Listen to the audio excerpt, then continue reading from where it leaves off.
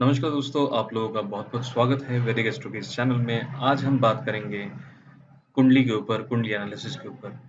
और कई जगह हमारे पास ये होता है कि हम जब भी कहीं जाते हैं, हमारे पास हमारी कुंडली नहीं होती है।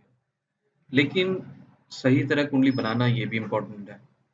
तो अगर आप लोग चाहते हैं कि मैं आप लोगों की कुंडली बनाऊँ, तो उसके लिए लिंक्स दिए हुए हैं जिस पे आप अपनी कुंडली, हाथों से लिखी हुई कुंडली जो होती है, वो आपको हमारी तरफ से शिप करके आपके घर तक मिलेगी।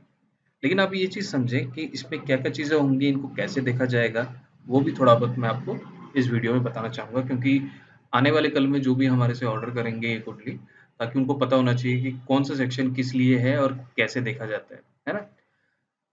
ओवरव्यू तो मैं आप लोगों को दे ही सकता हूँ कि इसमें क्या चीज़ है, क्योंकि जनरली क्या होता है कि कुंडली लोग बनवा लेते हैं, लेकिन उनको देखना नहीं आता है कुंडली। और ओवरऑल अगर वो जेनरिक टर्म में देखें कि उस कुंडली में कैसे, कहाँ, क्या देखना है, तो वो चीज़ मैं थोड़ा बहुत आप लोगों को बता रहा हूँ। तो अभी रिसेंटली हमने जो एक वर्कबुक बनाया है, जो कि जो भी मेरे से संपर्क करेंगे और मेरे से कंसल्टेशन लेंगे, और वो अगर ये कुंडली ऑर्डर अलग से करना चाहते हैं, बिल्कुल कर पाएँगे। ये ईयरली बेसिस पे हम फ़ोकस करेंगे। तो इसमें क्या करना है आपको, हम थोड़ा-सा नीचे जाएँगे, तो यहाँ पे आप देख पा रहे हैं कि हम यहाँ पे प्लैनेटरी पोज़ीशंस और इसकी रिलेटेड हम, एक मैं थोड़ा ज़ूम कर लेता हूँ। तो यहाँ पे आप देख सक रहे हैं, यहाँ पे 2 तरह की चार्ट्स होते हैं। एक राशि होती है, एक भाव चार्ट होता है। तो हम क्या करते हैं, जब भी कोई हमसे पूछता है कि सर ये बताइए कि गुरु ग्रह है, ये कौन से भाव के रिज़ल्ट देगा? तो वहाँ पे हमें भाव चार्ट को देखना ज़रूरी होता है ना?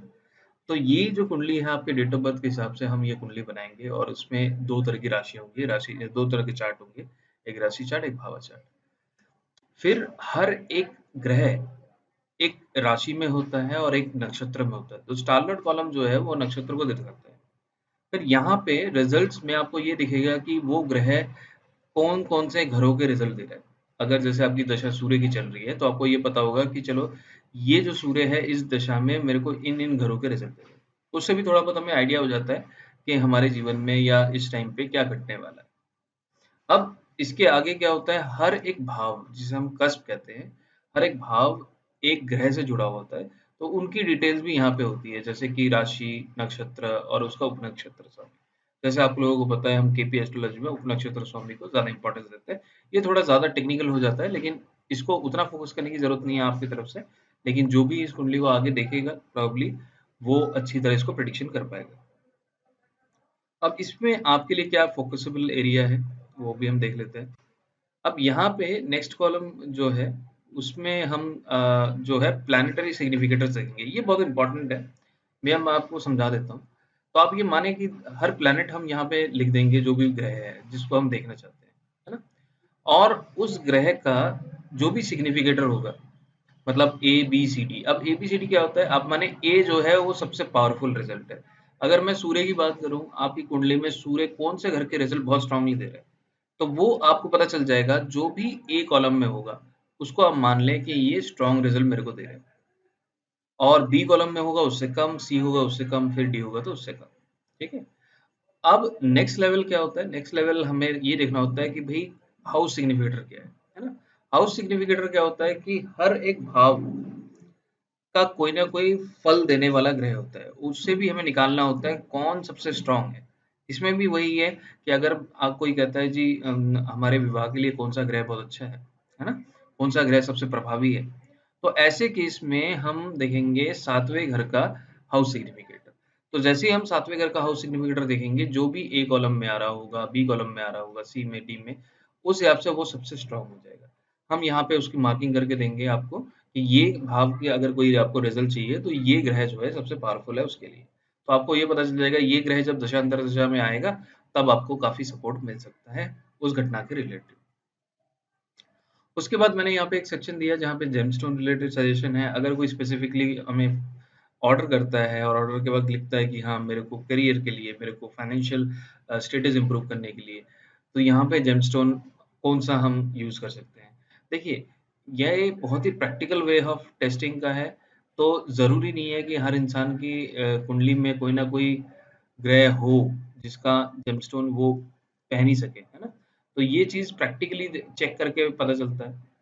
नेक्स्ट फेज होता है ये ट्रांजिट चार्ट, मतलब अभी का जो गोचर चल रहा है, अभी का जो ट्रांजिट चल रहा है, उसमें क्या-क्या चीजें होने वाली है या क्या-क्या चीजें कैसे होने वाली है, कौन सा ग्रह कहाँ पे है। तो इस साल जो भी आपके ऊपर से घटनाएं होंगी वो किस तरह की हो सकती हैं, पॉजिटिव है, नेगेटिव है, क्या सावधानी आपको रखनी चाहिए, तो वो डिटेल्स अब हम इस सेक्शन में यहाँ पे लिख देंगे आपके लिए, क्या सावधानी लेनी है ना।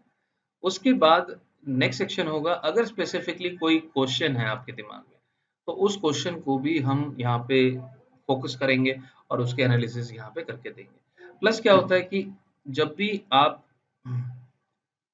मेजॉरिटी में हम ये देखना चाहते हैं कि कौन सा दशा, कौन सा भुक्ति, कौन सा अंतरा, कौन सा सूक्ष्म चल रहा है और वो कैसा है ओवरऑल, है ना। तो उसकी डिटेल्स भी हम यहाँ पे लिखेंगे, जिसमें आप देख सकते हो अभी आपकी दशा उसकी चल रही है, वो कब से कब पीरियड में है, कौन से घटनाएं इस पीरियड में आपके लिए बढ़िया हो सकती है, कौन सी घटनाओं से आपको बच के रहना चाहिए, कैसे अगर कोई डिफिकल्ट मोमेंट आने वाला है तो उसके लिए आपको क्या करना चाहिए, है ना। तो वो ओवरऑल जो है वो आपको इस कुंडली एनालिसिस में प्रॉपर पता चल जाएगा। तो जो भी इस कुंडली कुंडली का जो भी ये हैंड रिटन एनालिसिस है, अगर कोई मंगाना चाहता है, डेफिनेटली हमारे लिंक्स अवेलेबल हैं, वहां से आप ऑर्डर कर सकते हैं। और बाकी अगर कोई और सवाल हो, कुछ दिमाग में आ रहा हो, डेफिनेटली आप लोग पूछ सकते हैं। मैं कोशिश करूँगा जल्द से जल्द आंसर करने के लिए। लेकिन आप ये समझें कि कुंडली बना के रखना बहुत इम्पोर्टेंट है और सही तरीके से हम बना रखें। अब इसमें एक और चीज़ मैं बोलना भूल गया, यहाँ पे एक सेक्शन है हुराई नंबर का। क्या होता है कि कई केसेस में कई लोगों का डेट ऑफ बर्थ नहीं होता, ठीक है? तो उस केस में हम यहाँ पे हुरारी नंबर से उनके क्वेश्चन का आंसर निकाल सकते हैं। तो वो एक मेथड है, जैसे आप बुक करेंगे इसको, तो हम आपको कॉल करेंगे, कॉल करके आपका जो सवाल है वो नोट कर लेंगे, उसके हिसाब से ये प्रॉपर कुंडली को हम बनाएंगे। देखिए, ये एक सॉफ्टवेयर जनरेटेड कुंडली नहीं है, ये बार बार आप ध्यान देना। अगर आप चाह रहे हैं कि डिटेल में बहुत सारे पेजेस आ जाएं, लेकिन इतने सारे पेजेस का आप करोगे क्या, थोड़ा ये भी आप सोच लें, है ना। आपको वही चीजें चाहिए जो इम्पोर्टेंट है आपके लिए, जिसको आप रेफर कर सकते हो फ्यूचर में, आपके जरूरत पे आप एक बार उसको पलट के देख सकते हो कि हाँ, ये वक़्त है, इस वक़्त में मेरे को ये सावधानी करने से मेरे को उपकार मिलेगा। तो ये चीज़ें इम्पोर्टेंट होती हैं। अगर कोई चीज़ आपके पास है, वो आप यूज़ ही नहीं कर पा रहे हो, उस सामान का कोई मतलब नहीं है। कोई चीज़ है, लेकिन वो शॉर्ट फॉर्म में, क्रिस्प फॉर्म में है, लेकिन जब ज़रूरत है आप उसको यूज़ कर पा रहे हो, उसका महत्व ज़्यादा है।